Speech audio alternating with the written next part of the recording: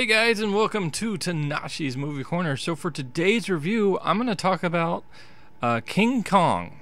I saw this on my birthday, that being its release day, actually. So I'm not sure what the order of me putting these vids up are, because there's going to be three, kind of all current. I'm going to get back. It's been a while, if you can't tell already. So this might be the first one I put out the gate. This is probably going to be the first one. But it's been a while on doing reviews. I almost lost interest entirely from doing that. My Patreon supporter is kind of what helped me decide to keep going at it. So thank you to that for him. But I hit some kind of, a little darker times, and I just thought about quitting altogether. But I'm back. And I'm bold, and I'm ugly. Wait, that's not how it goes. I don't know, but we're going to talk about monkeys. Just one monkey. Big giant monkey. Donkey Kong.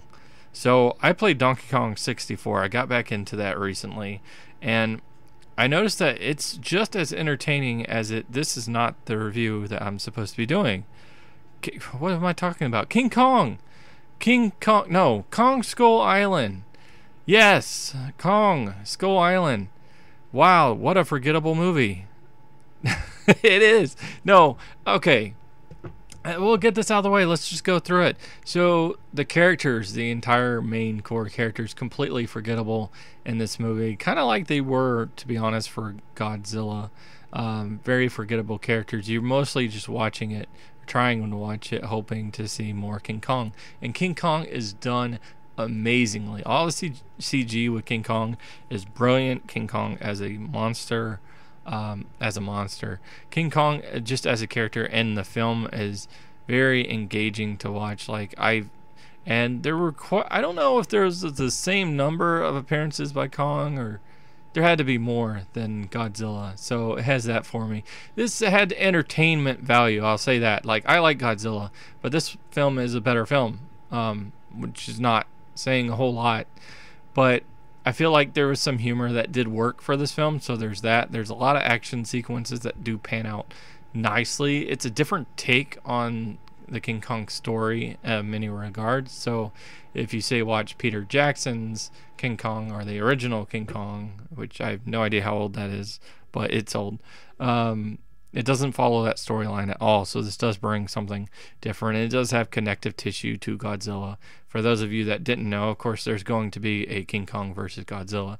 And there is an after credits scene at the very end. So if you guys didn't, go back and check that out. Or look on the internet. I'm sure you'll find it. But again, the action points of it were really nice. The characters were not so much. I find it odd. You guys got to help me out here. I don't particularly understand the need to have characters in these films, so much focus on them. I don't know. When it comes to say some of the some of the Freddy, Jason movies, there's not so much focus on some of the characters, at least for me, for several things of it. Because you're really just gonna watch them die. This is kind of the point in it. For the most part, I think those films know what they are. For this, it's kind of the same way. We just want to see King Kong fighting monsters. You don't really care as much about the human relationships. I feel like Peter Jackson's King Kong probably did that better. But this is an entertaining movie. Again, it has some nice humor visually. It's mostly amazing, not amazing. It's mind-blowing. No, it's good, though. It is really solid work, minus some deer, which, almost, Walking Dead probably, if y'all guys saw, I think it was the last episode of Walking Dead, that pretty much put it to shame, or it would be second, 2 episodes ago. That deer was horrible, and these deers were terrible. So, but mostly, I think the CG works. Interesting world all around. I was entertained by it. I would probably get it for entertainment value.